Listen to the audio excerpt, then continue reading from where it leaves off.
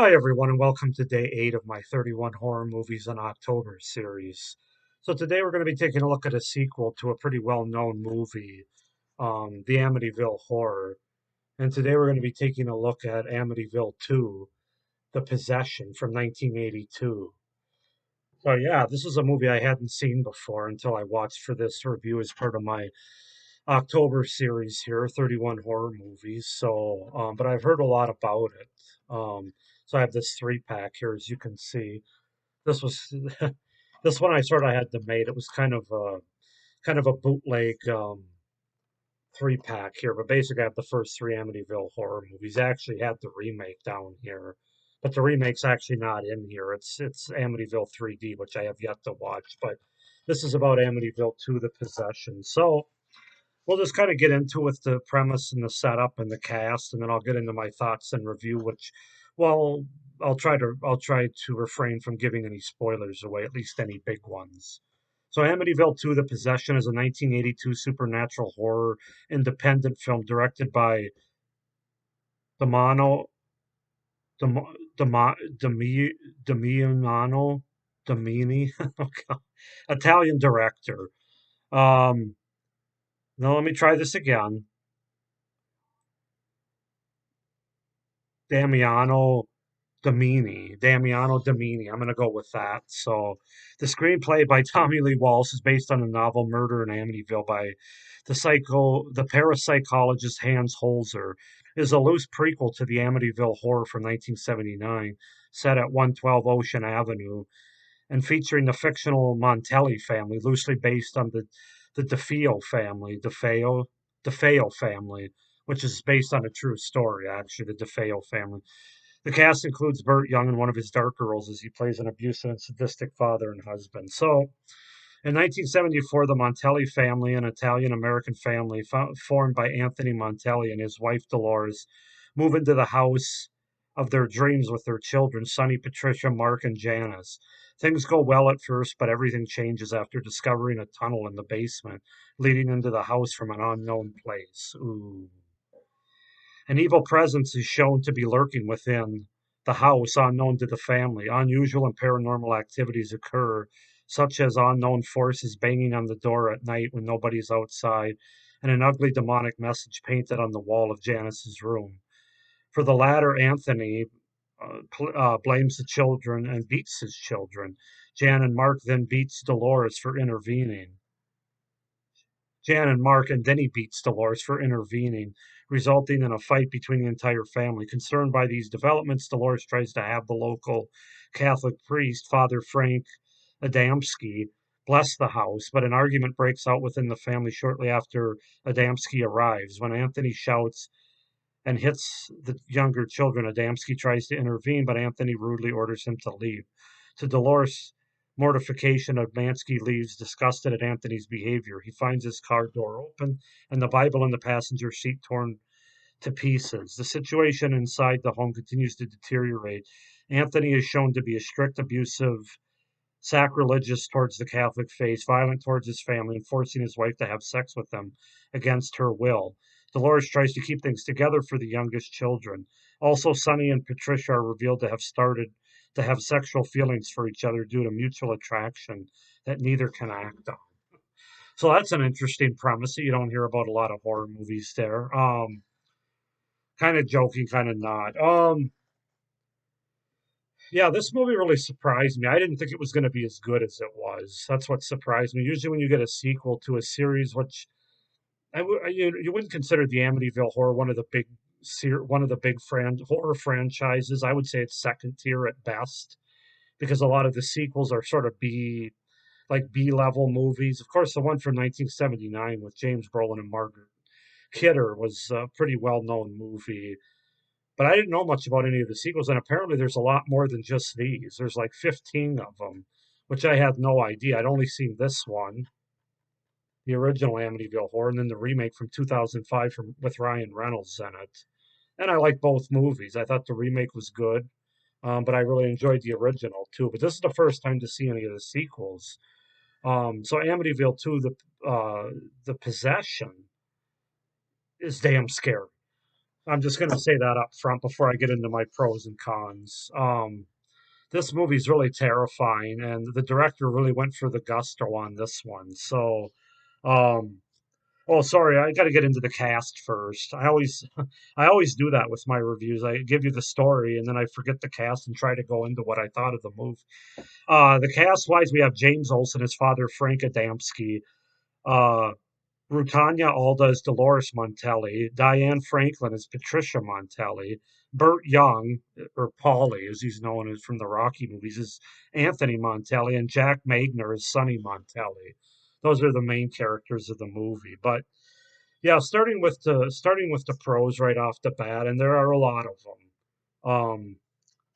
It's a great haunted house movie that's very effective in its scares and the direction that it takes. I mean, in some ways, I think this is actually scarier than the original Amityville horror for multiple reasons. Some of which I'll get into, some of which I really can't get into because it's going to give away more than I want to give away. But as somebody that's a fan of haunted house movies like I am, it's like my second or third at worst favorite subgenre of horror. This one really brings it, and it really doesn't let up. It's just a very effective, very scary haunted house movie that goes in a great direction. Got to talk about the camera work as well. Some of the best camera work I've seen in a horror movie, especially when we get the eyes of the demon from the house as it's moving throughout the house. That kind of happens at the beginning, the middle, and the end of the movie. We get kind of some of that directional camera work throughout the house that's going towards a person, particularly at the beginning when it's going towards the scene where Jack Magner, who plays Sonny Montelli, he stays home for when the rest of them go to church, and this demon seeks him out throughout the house, and he's got the shotgun and stuff, and just his reactions to it as the camera moves towards him, like the back of him when he turns around, and just brilliant, brilliant stuff. Great camera work, great cinematography. The director really knew what he was doing with the cameras and the angles. Um, Love the camera angles and the views we get. There's one that goes overhead and then comes or it's almost like it starts in the back of Sonny and comes all the way around to the front of him. I think it does actually, right before he gets possessed, and then the possession scene itself too, where he's laying on the bed and the camera comes down. You have to see it. It's just magnificent camera work that's done in this movie. Um, Also, you got to talk about the acting. The acting across the board in this movie is superb. I didn't find a false note anywhere, and particularly James Olsen, who plays Father Frank Adamski, and obviously has a big role in the movie, even bigger as the movie goes on.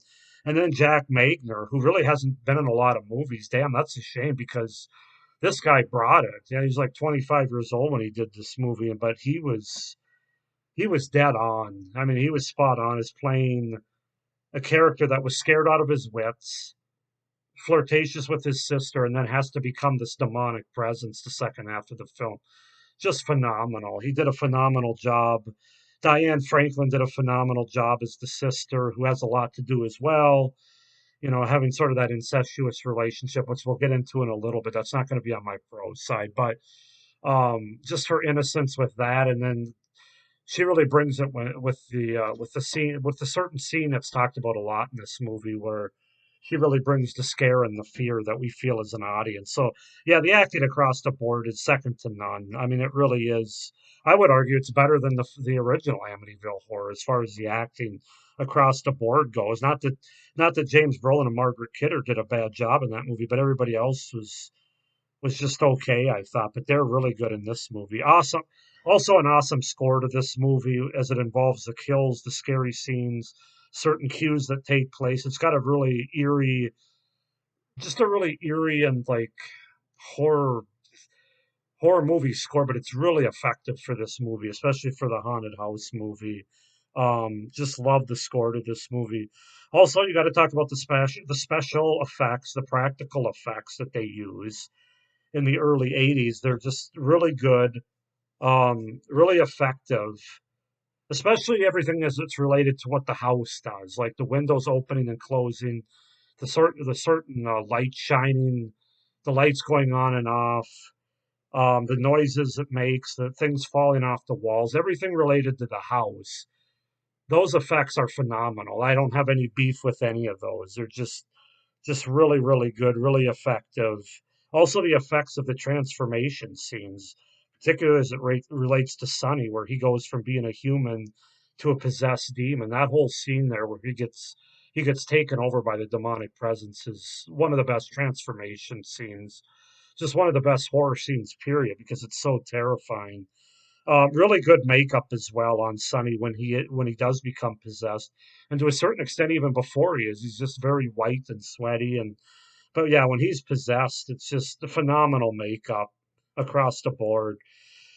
The biggest thing I can say in general about this is a genuinely scary movie. It's not there's no cheap scare, no cheap jump scares here. It's legitimately scary from beginning to end, or almost beginning to end. The beginning's a little bit more about meeting the family and stuff and having to move into the house, getting to know them a little bit. But once it starts, it doesn't stop. Genuinely scary, genuinely scary haunted house movie, scary demon possession movie with the exorcism to boot at the end. Um, and then, of course, with all this stuff, you have to bring up the directing by a director whose name is hard to pronounce, as you already heard me say. But Damani,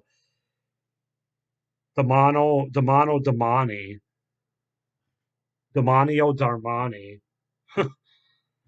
Yeah, Damani. I'm just going to go with the last name because I think I've got that more right. But Damani clearly had a vision for this movie. He's an Italian film director. He delivered big time on it. I just can't praise him enough for his performance. I'm gonna have to check and see if he's done any other movies, and if he has, I'm gonna have to probably check him out because I really liked his direction in this movie. And then you get into the third act with the whole exorcism of Sonny slash the demon and Father Adamski. It doesn't really let you down from what's built up before that. It provides a great payoff to everything that's built up in the movie. And I don't mind exorcism possession movies. I would say it's in the middle of the bag for me as far as like a horror subgenre of horror. It's not my least favorite, but it's definitely not one of my top three. But it was done well in this movie. I enjoy it well enough, and it doesn't overly bother me like it does for some people in general of horror movies. So yeah, those are my pros. If that's not enough for you, my pros for Amityville 2, The Possession. Couple of cons, and these are probably more personal, but the whole incestuous relationship, which kind of starts even before the possession takes place, where you have this brother and sister, Sonny and Patricia, played by Jack Magner and Diane Franklin, who, to be fair, they do a really good job with it. I mean, you really to play brother and sister and to do it in sort of a flirty, find each other attractive kind of way is not easy, and they actually do a really good job with it. But I didn't necessarily feel like that was necessary for this movie. I mean, it really didn't bring anything or add anything to the horror or the story of the movie itself. It's just kind of disturbing, really. Um, so that wasn't one of my favorite things. All the domestic abuse cliches that are brought up, especially with the father played by Burt Young, who I love Burt Young, and the mother being overly religious.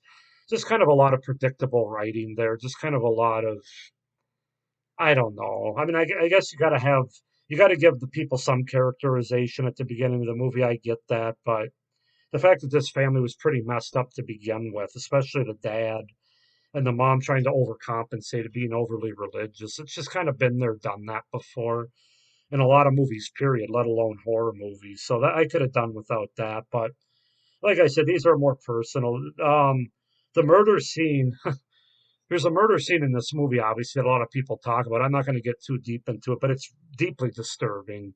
One of the more disturbing horror scenes that I've seen in a movie because of the realism of it. You got small children involved. You've got the performances of Diane Franklin and Jack Magner and Rutanya Alda and Burt Young. And it feels so real because they all do a phenomenal job and it's directed to feel so real, which makes it really disturbing. And then you got the kids who they're not well, I can't tell you, but it's just a really disturbing scene. You'll have to watch it to know what I'm talking about, but they all bring it. It's got a it feels very real, like a snuff film that we're watching basically, and that makes it all the more disturbing.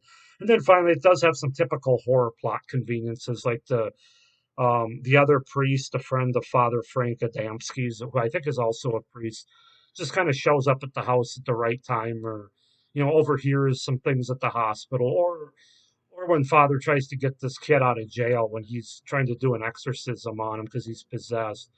The jail the officer, the guard, whatever he is, just kind of goes along with it and lets it go a little easier than I think he should have. But so that's what I mean by plot conveniences. But those things don't take anything away from the absolute horror of this movie, the haunted house aspect, the possession demon aspect, the exorcism aspect, the acting, the special effects, the camera work. I can't speak highly enough about the camera work as well as the score. It's all amazing, and that's going to give this film, I have to give it a 9 out of 10. I think it's better than the original Amityville Horror, to be honest with you, now that I've done this review.